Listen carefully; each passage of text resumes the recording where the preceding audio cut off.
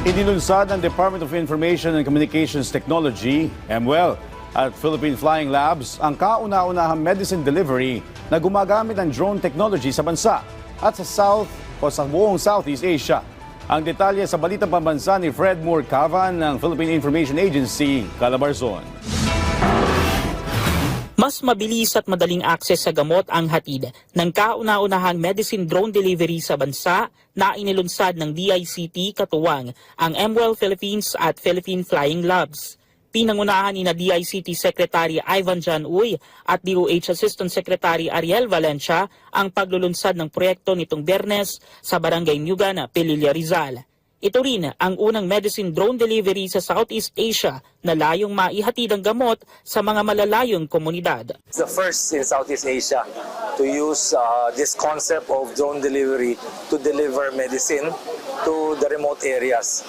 And we decided to pilot it in a 5th class municipality, 5th class barangay, so that we can really see the impact on the community.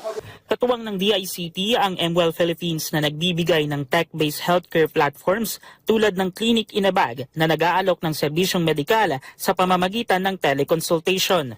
Ayon sa MWEL, malaking hamon sa remote communities ang kakulangan ng akses sa gamot matapos ang teleconsultation, kaya binuo nila ang medicine drone delivery. Kami po ay continuous ang aming collaboration with the ICT. Kung saan man sila mag-establish ng BBM ay nandyan po ang aming commitment na mag-provide po sa kanila ng aming MWEL on the go, yung clinic in a bag po namin para ang community na yon ay madali po makakonsulta sa mga doktor kung kailangan po nila. Inaasahang malaking tulong ang proyekto lalo na sa mga senior citizens at persons with disabilities dahil hindi na nila kinakailangang bumiyahe ng malayo para makuha ang kanilang gamot.